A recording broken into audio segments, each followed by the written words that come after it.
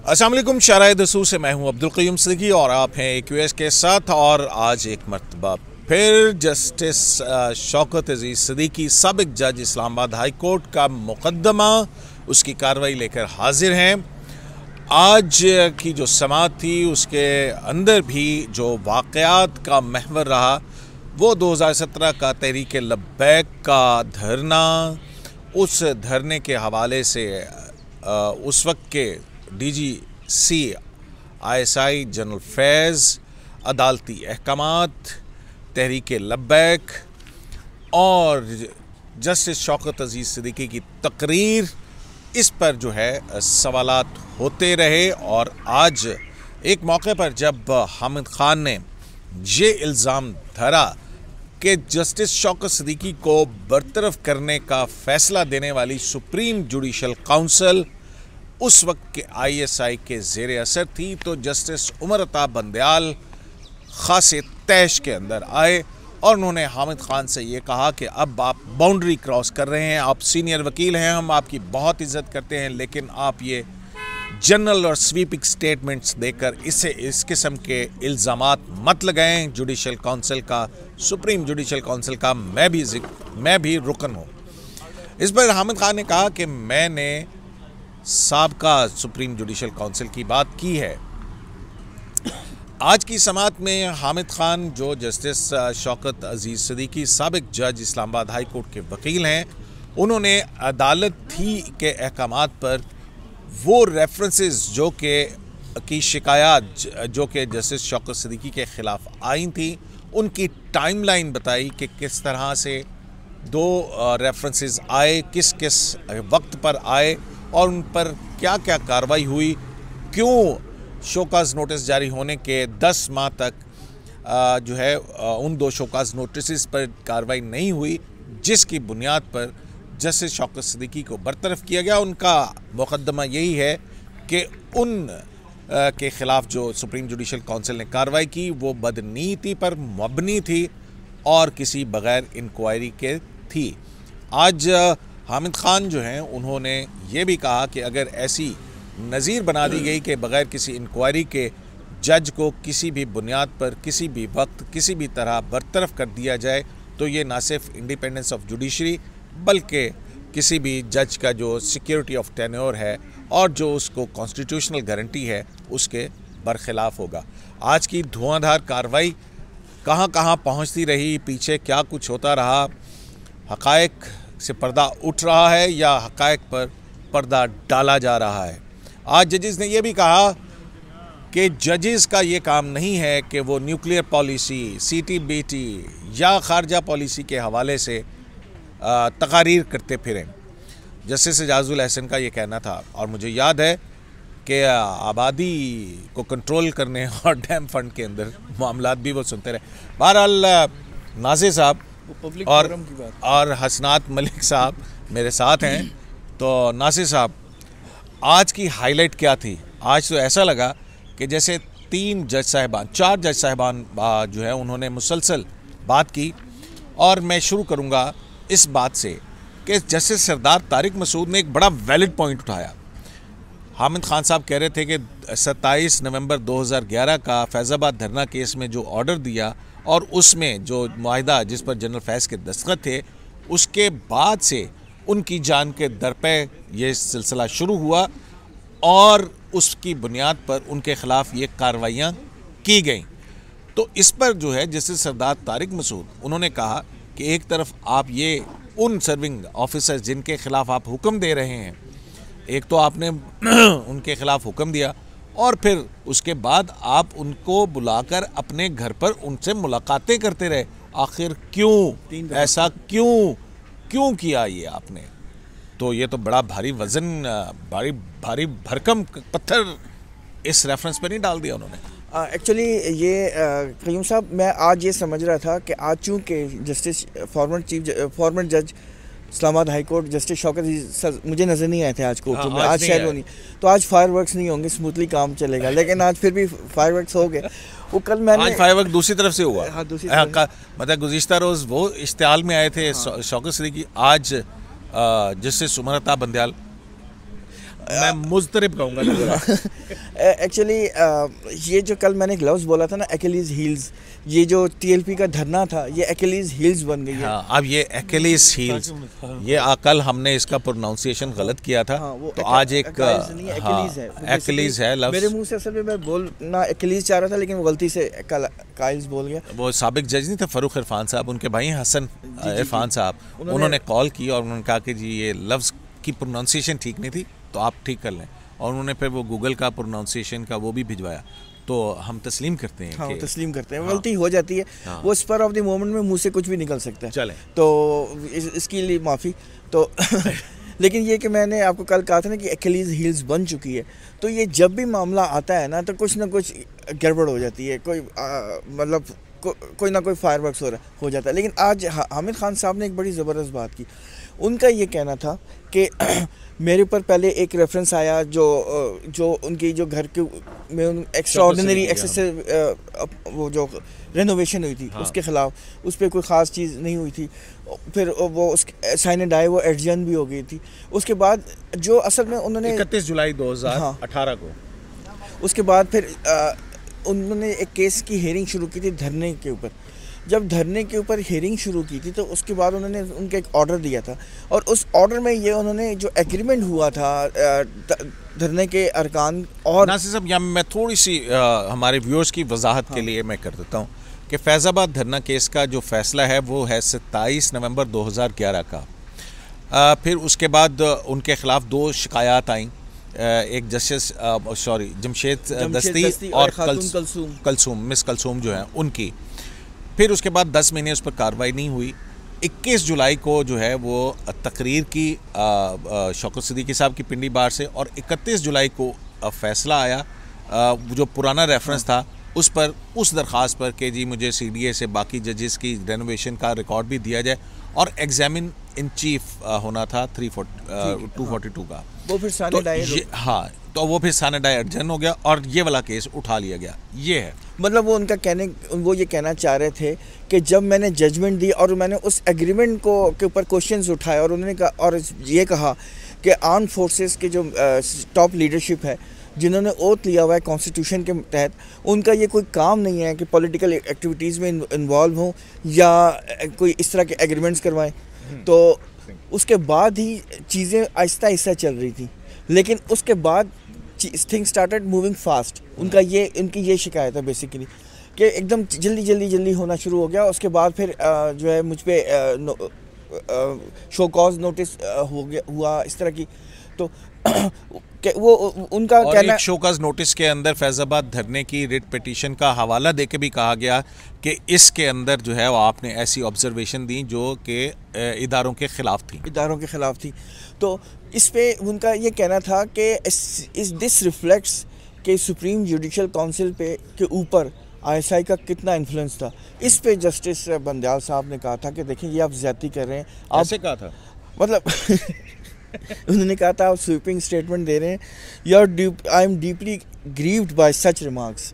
और उन्होंने कहा था ये आप सीनियर काउंसिल हैं, when you start hitting boundaries it's becomes quite unbearable, यानी कि ये बर्दाश्त से बाहर हो जाता है जब आप इस तरह की बाउंड्रीज करते हैं। तो हाँ, उन्होंने कहा कि अब्यूज़ ना हल करें, मतलब इल्ज़ामात ना उछालें, ठीक है। और उन्होंने कहा था कि आप हमारी जजमेंट्स को अपने जितना दिल आपका, उन्होंने अंग्रेज़ी का लफ्ज़ है टू योर हार्ट डिलाइट, यानी आप हमारी जजमेंट पे जितनी मर्जी क्रिटिसिज्म करें, लेकिन जजमेंट के पीछे ना जाएं और जो है लोगों के ऊपर क्रिटिसिज्म करें या जजेस के ऊपर क्रिटिसिज्म करें जो स्पीचलेस हैं, जिनके पास पीआरओ भी नहीं होता कि वो उनके लिए स्टैंड करें। तो ये ना मतलब, और फिर उन्होंने कहा कि याद रखें मैं भी मेंबर हूँ सुप्रीम जुडिशल काउंसिल का। वैसे हामिद खान साहब ने कहा था कि मैं पुरानी सुप्रीम जुडिशल काउंसिल का जिक्र कर रहा हूँ जिसमें आप नहीं थे। तो फिर उन्होंने ये भी कहा कि आपने जो स्पीच की उसमें अपने इदारे के ख़िलाफ़ बात ज़्यादा की। अगर आप आर्मी के ख़िलाफ़ करते तो आपको पता लग जाता कि वो उनकी कितनी ताकत है, लेकिन आपने अपनी इंस्टीट्यूशन को मिलाइन किया। तो और दूसरी बात यह है कि आपने जो प्रोसीडिंग्स थी वो जो जिस पे कहने का मतलब है कि जो आपने आर्मी के बारे में धरने के ऊपर प्रोसीडिंग्स की थी, धरने के ऊपर और ऑब्जर्वेशन दे दी थी कि आर्मी की टॉप जो लीडरशिप के ऊपर है। तो उन्होंने कहा ये तो आपने ऑलमोस्ट सोमोटो ही एक्सरसाइज किया था, जो कि आपके पास अथॉरिटी नहीं थी। आपको ये चाहिए था कि अगर आपको कोई परेशानी थी या कोई इख्तियार से तजावुज कर गए थे आप अपनी इन ऑब्जर्वेशंस के अंदर ही, अगर आपको बगैर नोटिस लिए इंफॉर्मेशन किसी सोर्स से आई भी थी तो आपको चाहिए था कि अपना जो हेड ऑफ द डिपार्टमेंट है, जो उस इस्लामाबाद हाई कोर्ट के चीफ जस्टिस या चीफ जस्टिस ऑफ पाकिस्तान के नोटिस में लाते। और फिर ये भी जहन में रखें कि इसके बाद सुप्रीम कोर्ट ने नोटिस भी लिया था आपके उस पर, नोटिस पे नहीं, वैसे उन्होंने सुप्रीम कोर्ट ने आज खुद नोटिस लिया था फैजाबाद धरने पे। उसकी भी आपको याद होगी कहानी क्योंकि कुछ फिल्थी लैंग्वेज इस्तेमाल हुई थी उस वक्त के चीफ जस्टिस के बारे में। तो इस पे ये फिर तय पाया था कि एक इस तरह की प्रोसीडिंग, और इस ऑर्डर के अंदर भी ये कहा गया था कि जजेस के हवाले से जो है बहुत गलीज जुबान इस्तेमाल की गई और उसका ना सिर्फ गलीज जुबान इस्तेमाल की और किसी ने अपॉलॉजी भी टेंडर नहीं की। तो ये उनका ये मतलब उस ऑर्डर में ये लिखा हुआ था 27 नवंबर 2017 जो धरने के ऊपर ऑर्डर आया था, उसमें ये कहा था कि ये आर्मी ऑफिसर्स ने, सीनियर आर्मी ऑफिसर्स ने एग्रीमेंट करके और उसमें उनके दस्तखत हैं, ये कॉन्स्टिट्यूशन से बियॉन्ड अब काम किया। ये उनके काम का मतलब वही मुआहदा जिसपे उसमें तो जो मुआहदा था उस पर लिखा गया था कि जनरल कमर जावेद बाजवा की कोशिशों से और जो है उनकी वसातत से जो है ये मुआहदा अमन का तय पाया, जिसमें तरीके लब्बैक के खिलाफ मुकदमात ख़त्म किए गए, उनके कारकुनों को रिहा करने का हुक्म दिया गया और उस पर जो है वो बतौर डीजीसी जनरल फैज़ हमीद के दस्तखत भी थे। तो अब ये जो है हसनात साहब, सरदार तारिक मसूद साहब का वो जो मैंने इनसे सवाल पूछा था उसको तो ये गोल कर गए, ये ओवर जुबिलेंट है ना कि आज और बहुत सारी चीज़ों पे कार्रवाई हुई है। खबर हमारी तो ये जो है उनका सरदार तारिक का कहना कि एक तरफ आप जिन ऑफिसर्स के ख़िलाफ़ अहकामात जारी करते हैं कि वो कानून की पाबंदी नहीं करते, ख़िलाफ़ गैर कानूनी हरकतें करते हैं, और फिर बाद अज़ा की तवारीख़ के अंदर वो सर्विंग ऑफिसरान आपके घर आते हैं, आपके साथ बैठते हैं, आप मिलते हैं उनको, क्यों क्यों क्यों? कितना वज़न है इस आर्गूमेंट में? देखिए वज़न तो है, ये बात है कि भाई वो फिर मिलते क्यों रहे हैं। आज इस्लामाबाद हाई कोर्ट के चीफ जस्टिस ने कहा है कि जब आप दरवाज़ा नहीं खोलेंगे तो कौन आएगा आपके पास। दरवाज़ा जब खोलते हैं तभी प्रेशर आता है, जब आप मिलेंगे ही नहीं और किसी से आप जो है वो कोई कोशिश करें मिलने की और आप उनसे ना मिलें, आपको क्या प्रेशर आना है? प्रेशर तब आता है जब मिलेंगे, उनको बिठाएंगे, चाय पियेंगे आगे। तो ये बात उनकी जो है वो है कि जी मिलते रहे हैं, मिलने। तो बात ये है कि कुछ रेजिडेंस पे मिलते हैं, कुछ गाड़ियों में घूम फिर के कुछ ऑफिशियल मिलते हैं, हर एक का अपना अपना अंदाज़ होता है, कोई कटलस खाते हैं। तो असल में मसला ये है कि वो क्या फ़िश की कटलस तो नासिर साहब कौन से फिश कटलस? अच्छा, ये अब सारी दस्ताने अब क्या, ये तो अब तारीख कैसा ही रहेंगी।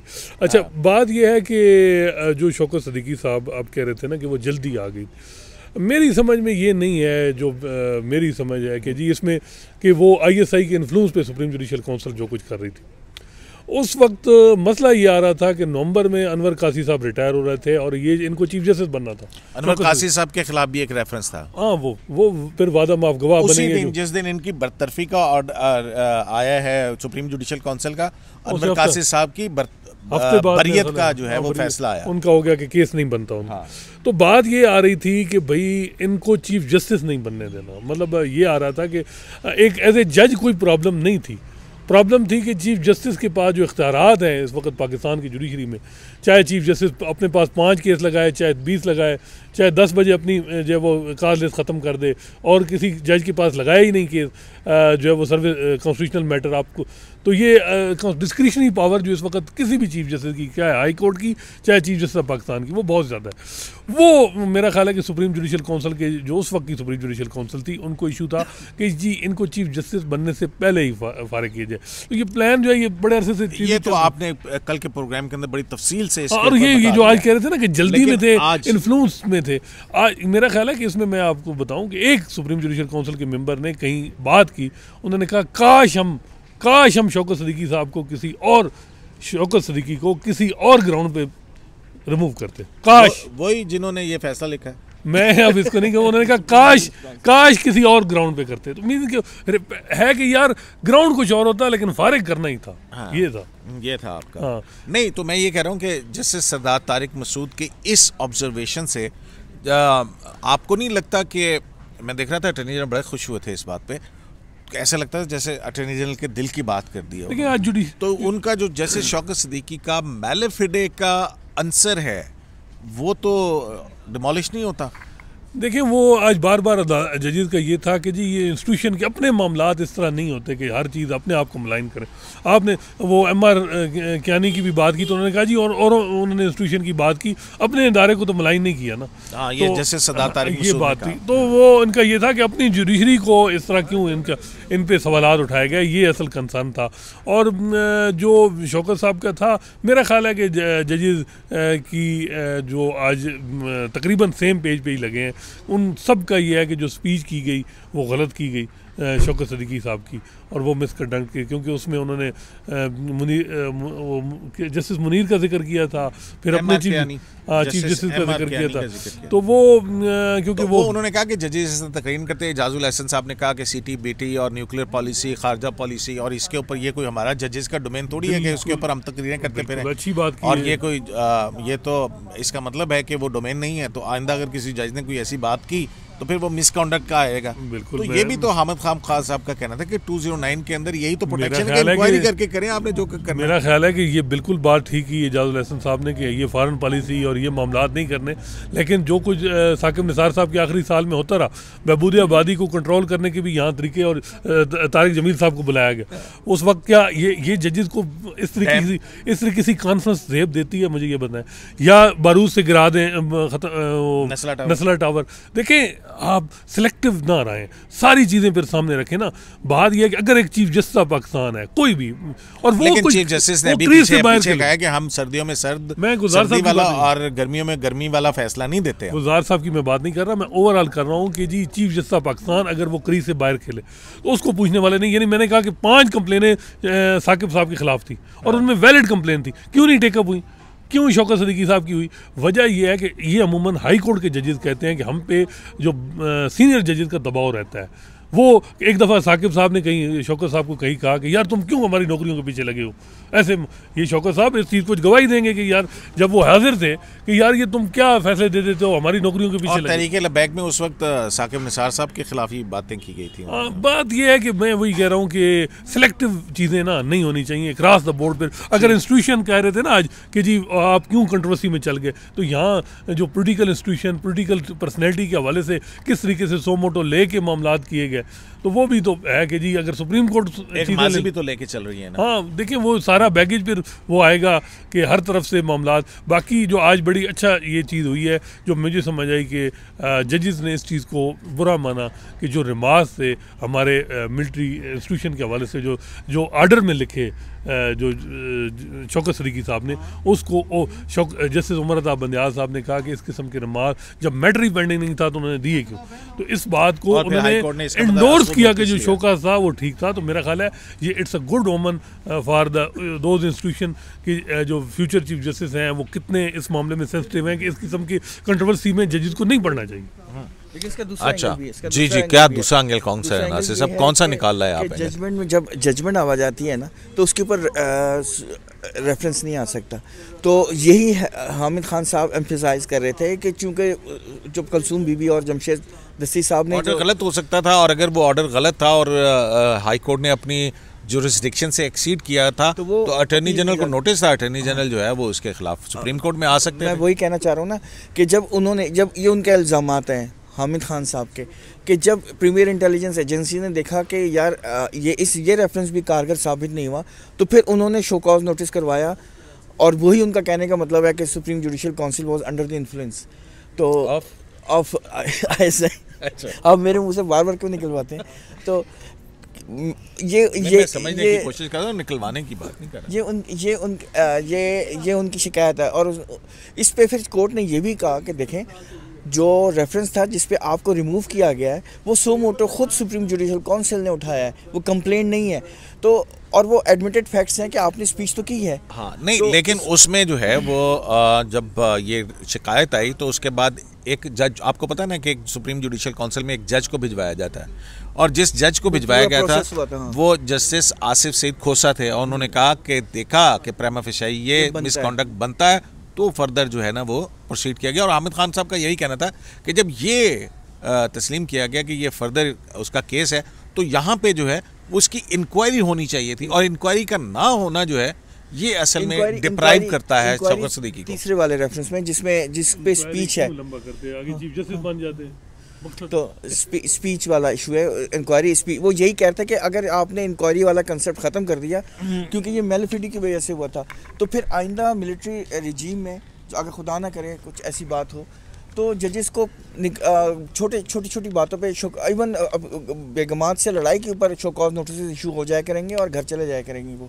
तो ये ना प्रेसिडेंस जज साहब की अपनी बेगम से लड़ाई हुई, show cause supreme judicial council ने नोटिस लिया क्योंकि आफ्टर द 18th अमेंडमेंट और 17th and 18th amendment suo motu ले सकती है सुप्रीम जुडिशल काउंसिल। पहले कंप्लेंट पे ही पहले कंप्लेंट ही होती थी प्रेसिडेंट की तरफ से। तो ये कहना मतलब ये उमरता बंदयाल साहब ने कहा कि जो शेल का लफ्ज़ है इंक्वायरी के हवाले से वो प्रेसिडेंट की तरफ से आने वाले रेफरेंस का के लिए है, और बाकी जगह मे का लफ्ज़ है। और लेकिन हामिद खान साहब कहते कि जी हमारी जो अदालती फैसले हैं उसके अंदर मे का मतलब शेल ही तस्वुर किया गया जहाँ पे कॉन्स्टिट्यूशन में आया है। तो वो इनका एम्फेसिस था कि ये मिसयूज़ हो सकता है फ्यूचर में, इसलिए आप एहतियात करें, किसी किस्म का प्रेसिडेंस डिक्लेयर ना करें, क्योंकि जो टेन्योर है 209 के अलावा जज की टेन्योर को आप नहीं डिस्टर्ब कर सकते। लेकिन आर्टिकल 209 जो सुप्रीम जुडिशल काउंसिल को कॉन्स्टिट्यूट करता है और जजेस के खिलाफ कार्रवाई का सिलसिला शुरू करता है, सिर्फ वही तरीका है जज को रिमूव करने के लिए। अच्छा नासिर साहब, कल इसी केस के अंदर हमने देखा था कि जब वो जस्टिस उमरता बंदयाल साहब जो हैं उन्होंने हंस राज की मिसाल दी थी, और कहा था जवाद ख्वाजा साहब ने मुझसे पूछा कि वो हंस राज जो है वो तैरता है या वो क्या करता है, मतलब तेज, हाँ वो क्या चलता है या तैरता है। तो और वो था, और उन्होंने कहा कि बज़ाहिर वो सेल कर रहा होता है लेकिन नीचे बहुत हलचल होती है। मतलब उनका कहने का ये मतलब था कि अगर जज के अपने अंदर आग भी लगी हुई हो तो जज को पुरस्कून नज़र आना चाहिए। तो आज जब हामिद खान साहब ने ये वाली बात की तो आपको जस्टिस उमरता बंदयाल उस तरह से पुरस्कून नजर आए या थोड़े मुस्तरब लगे? जस्टिस उमरता बंदयाल साहब ने अपनी तकरीर में ये ऑब्जर्वेशन में ये कहा था कि मैं आपसे ये बहुत कामली बात कर रहा हूँ, ये उन्होंने कहा था।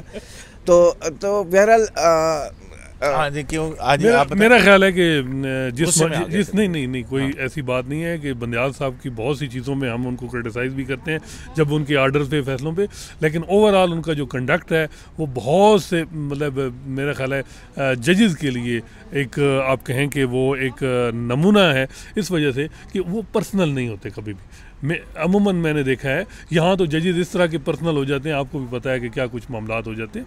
तो ये बात उनकी ठीक है कि हम मुस्कुरा के आगे जो है वो चल, तो ओवरऑल जो एक चीज़ है, ज़हरी बात है कि यार आपके इंस्टीट्यूशन पे बात हो रही हो, आपके अगर कोई इंस्टीट्यूशन पे बात करे, ज़हरी बात है गुस्सा एक आता है, जेन्युइन आता है और उसमें आना भी चाहिए, लेकिन ऐसी बात नहीं है कि वो दिल में रखते हैं या वो कोई पर्सनल ग्रज रखते हैं किसी के हवाले से।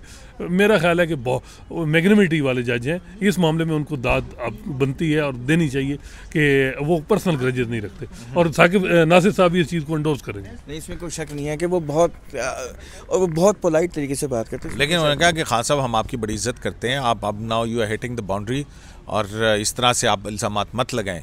और फिर कहा कि मैं भी सुप्रीम जुडिशल काउंसिल का मेंबर हूँ, थोड़ा सा इस मुस्तरब थे नासिर साहब, ऐसा ना करें। देखिए ये तो नेचुरल है ना। और फिर हाँ, हामिद खान साहब कल असल में शौकत अजीज साहब ने बाउंड्री हिट लगाई थी, तो आज शायद उनको कहा गया होगा कि आपने असर्टिव रहना है, तो ये शायद रीजंस हो। अच्छा ये बताएं कि आज की कार्रवाई का अगर ओवरऑल मैं एक इम्प्रेशन गैदर करूं तो मैं देख रहा हूं कि जस्टिस सरदार तारिक मसूद साहब का ये आर्गूमेंट या उनका सवाल, फिर उसके बाद इजाजुल एहसन साहब का ये कहना कि तकरीर क्यों की शोकास, तो फिर होना ही था, तकरीर आपने अपने इदारे के ख़िलाफ़ की। जस्टिस मज़हर आलम मियां खेल का भी यही, और फिर जो है ये इस जो 27 नवंबर का ऑर्डर है उस हवाले से इख्तियारात से तजावज़ और इस तरह की तकरीर। तो ये जो है नासिर साहब, अपना हसन साहब, आज तो लगा कि अक्सरियत जो जजेस की है वो शायद हामिद खान साहब के दलाइल से मुतमईन नज़र नहीं आई। वो पहले दिन से जो उनका पॉइंट है कि when facts are admitted no need for inquiry, facts admitted है, कि जी उन्होंने तकरीर की है, और ये बात बताएं कि जो तकरीर में बात हुई है वो उसमें मिसकंडक्ट नहीं बनती, ये बात करें। ये ना कहें कि जी इंक्वायरी, ये जो वो इंक्वायरी हो, उन बंदों को बुलाएं जिनके हवाले से बात की कंट्रोवर्सी, उसका वो कहते हैं कि जी जो बात आपने की और ख़ासकर अपने इंस्टीट्यूशन के हवाले से की, जुडिशरी को मलाइन किया, जस्टिस मुनीर जो सबसे पाकिस्तान के लायक तरीन चीफ जस्टिस थे उनका जिक्र किया, तो इस वजह से जजेस को मेरा ख्याल है कि वो है कि जी आपने अपनी लेकिन कहीं कहीं ऐसा भी लगा कि आपने अपने ही इदारे को मलाइन किया। यही मैं कह रहा हूँ ना कि अपने इदारे को भी, क्योंकि उमरता बंदयाल साहब का कहना कि आप उन पर फिर पता लग जाता किसमें कितना। लेकिन एक दफ़ा याद है आपको, आसिफ सिंह खोसा साहब ने आर्टिकल भी लिखा था कि जी हम सबसे ज़्यादा थ्रेट जो है जजेस की इंडिपेंडेंस का अपने जजेस पे होता है, कि जी प्रेशर रहता है जजेस को। ये मैं आपको, आप ओवरऑल ना हाई कोर्ट के 120-25 जज हैं, उनसे पूछिए कि आपको बताएंगे कि जो प्रेशर है वो एक्सटर्नल फोर्सेस से ज़्यादा इंटरनल रहता है। कोई फ़ोन, कोई ये मामला, कोई वैसे कह देगा जी यार, मतलब इशारे होते हैं, भी तो एक मामला नहीं इशारे होते हैं, और ये बड़ा प्रेशर रहता है। और सुप्रीम कोर्ट को मेरा ख्याल है इस तरीके से नहीं कि जी अपने मामलात में ये ना करें। यहाँ आपको पता है लाहौर हाई कोर्ट में किस तरह एक जज को ट्रांसफ़र किया गया, और मैटर आप वो पिंडी बेंच में चलें। छोटी सी एक बात ऐड करना ये चाह रहा था, छोटी सी एक बात ऐड करना चाह रहा था कि सुप्रीम कोर्ट जो है ना 2 पॉइंट पे पहले दिन से स्टक है। जब से हम लोग आप रेगुलरली, बस ये कंक्लूड कर रहा हूँ, ये आखिरी बात है। आपने और मैं रेगुलरली हम सब तीनों बैठ रहे हैं ना, पहले दिन से 2 पॉइंट पे स्टक है और उससे वो हिली नहीं है। एक तो कि इंक्वायरी की ज़रूरत नहीं है क्योंकि ये एडमिटेड फैक्ट्स हैं, जो हसनान साहब ने भी इसका हाईलाइट किया। नंबर 1, नंबर 2 बात वो ये जो अब एक्चुअली हील जो है ना शौकत साहब की तरफ चली गई है, और वो ये है कि आप मिले क्यों थे लोगों से, मिले क्यों थे, ये एक बात हुई। और अभी हाँ, आज इस्लामाबाद हाई कोर्ट के चीफ जस्टिस की ये बात करें तो वो बात जो है वो उसमें उन्होंने जस्टिस वकार सेठ मरहूम का भी हवाला दिया कि उन्होंने कभी किसी के लिए दरवाज़ा नहीं खोला था, और उनका यही कहना था कि पूरी इस्लामाबाद हाई कोर्ट जो है उसके ऊपर एक्सप्रेशन कॉस्ट हुआ है।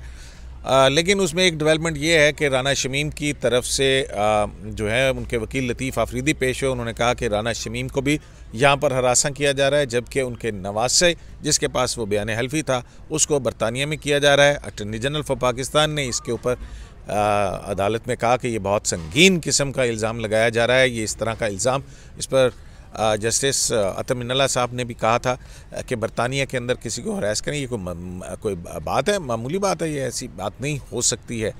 लेकिन उसके बाद वो मामला उसी बयान हल्फी पर आया और अदालत ने राना शमीम को ये मौका दिया है कि पीर तक वो बयान हल्फी अदालत के अंदर पेश करें, और अगर वो पेश नहीं करेंगे तो फिर पीर को फ़र्द जुर्म जो है वो इस पर आयद की जाएगी।